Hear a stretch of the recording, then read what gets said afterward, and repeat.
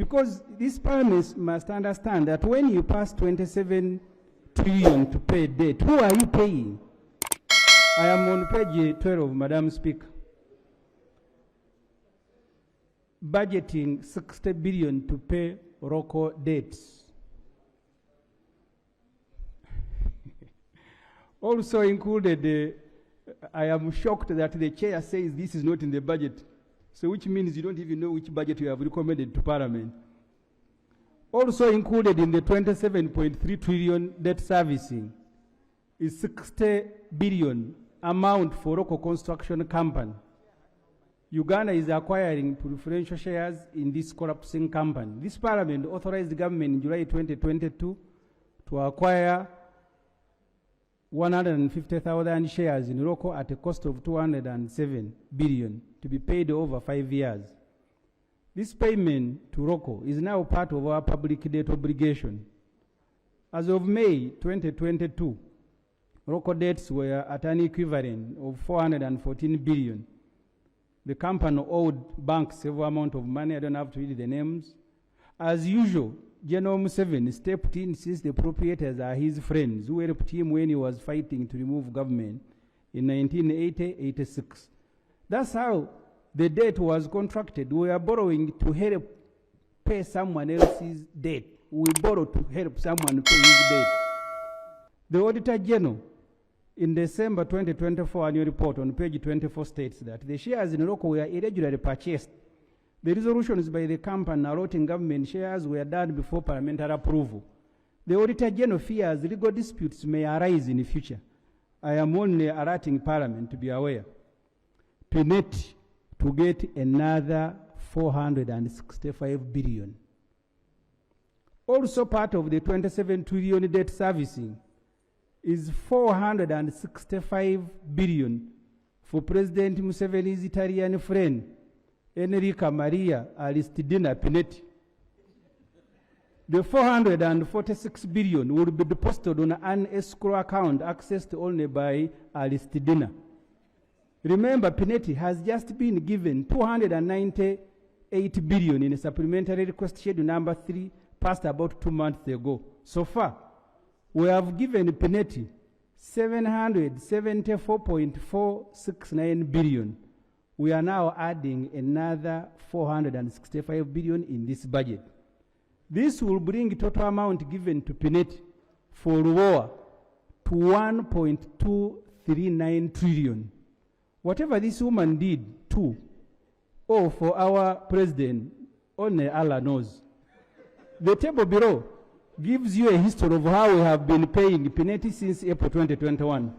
Honorable Ssemujju, don't impute a motive that the woman has.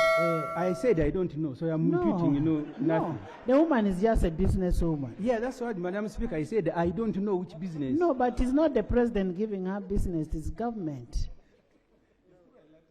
Whatever she did for government, not the president. Madam Speaker, it's not personal. No, I don't want to go there. It is not personal to the president. Please, let it be to government, not to the president. Oh, it can be changed as you have said, but the report has... It is not personal. Madam Speaker, I have provided a schedule. Honorable Ssemujju. Yes. It is not personal to His Excellency the President. No, the reason is because she went to the President. That's she where, went with that's you? where... Did she go with you? I am going to show you photographs. Wait.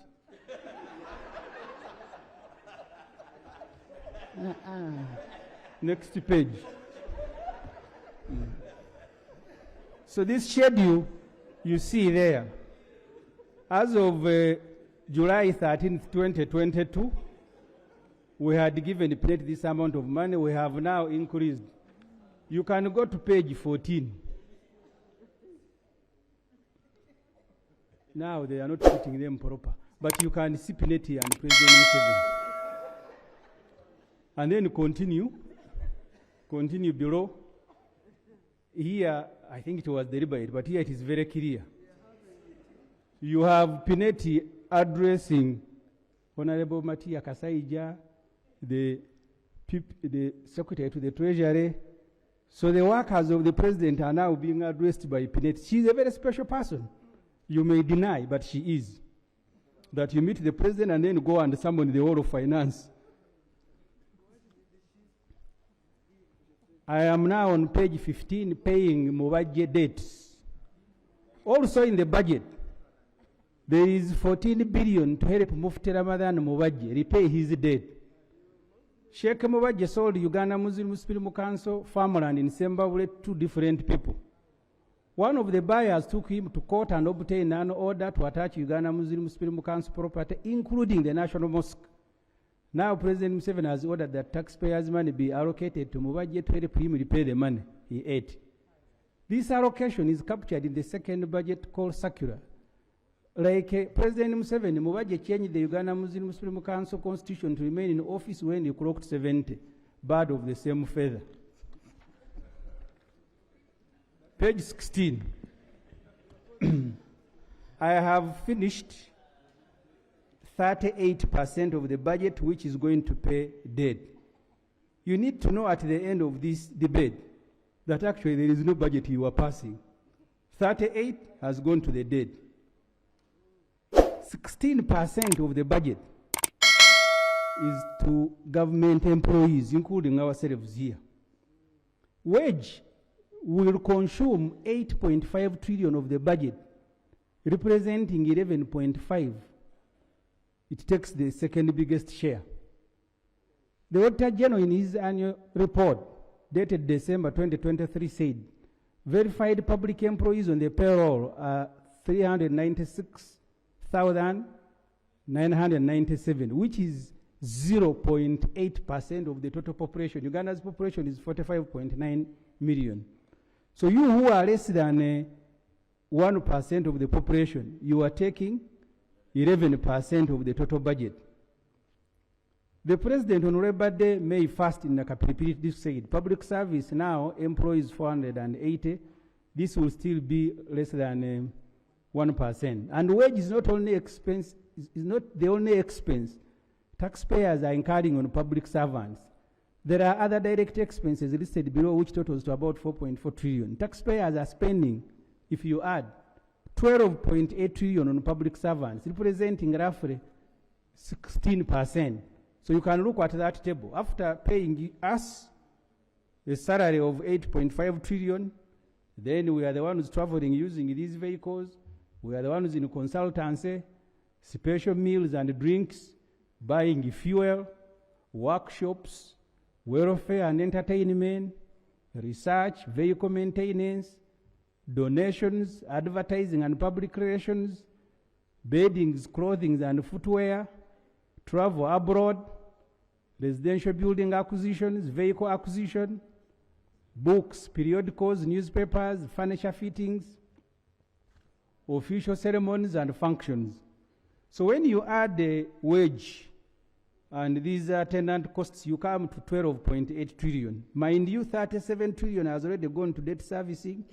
You are now chopping off 12 trillion to just less than 1% of the population. Interestingly, you need to, 1% is wondering why PDM not making the rest of the population wealthy. So the rest of the population, you give them 1% of the budget, which is 1 trillion. The president is Uganda's employee number one. He's the head of all of us, the 400,000 public servants. His residence has been given 500 billion, and his office 306 billion. This financial year, the budget for the residents alone, after the supplementaries, came to 1 trillion, the same amount that you give to PDM.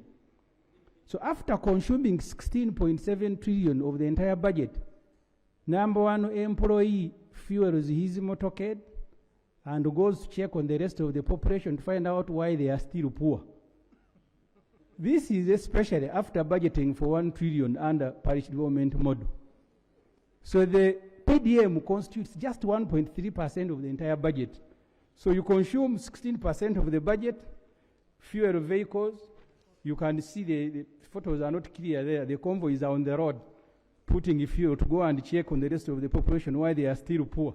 the ones that take 1% of the budget and you take 16%. Because the country is spending nearly 12 trillion on its human resource, Parliament must scrutinize these lists. These books here contain lists of all the staff for government entities. We have a duty to scrutinize them and report on them, which the majority committee did not do. That's why they want to restrict me to figures. But these budget papers have wages, names, lists. We must establish whether we have the right human resource and in the right places. Kenya, as I noted last year, is auditing its human resource. They want to employ more technical people than support staff. Look, our president employs 92 cooks to cook for him. When you analyze the list of staff for State House, which is given, it reveals two things: too much eating and resting. State House has 92 cooks of all types. Even a bigger hotel such as Sheraton, Serena, don't have these numbers. It is simply opulence. How many times does our president eat in a day to require 92 cooks? There is no State House in the world that is as luxurious as ours. You cannot be budgeting for pirao, karo, kashera, chapati, chaps for our president when there are no nonsense in Morago. The names, if you want, the names are here. They are given by the president's office. They are not my names. Now you're about to say, change the language. These names are in the book. Ssemujju, the cooks in the State House do not only cook for the president and his family. Even when we have these members going for caucus, they cook for everybody. Even when we go for iPod, they cook for everybody. These are cooks for government, not personal cooks. These cooks are there. They are civil servants. They cook for the whole country. All the people who go to State House, they cook for them. You want to portray the president like he's very insensitive, really, for heaven's sake. Madam Speaker, you're making it very difficult for me to read the report. These figures, we should ask the president not to submit them next time, because he's the one who submitted them. But it's a requirement of the law. Yes, so why is it a problem if I am reading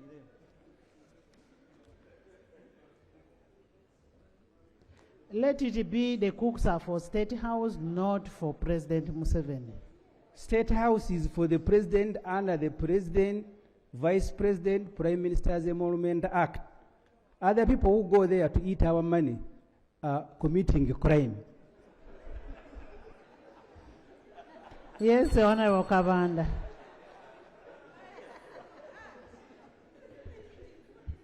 Right, Honorable Speaker.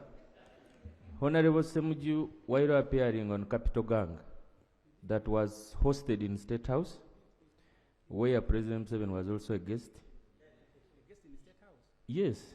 Capital Gang was hosted in State House.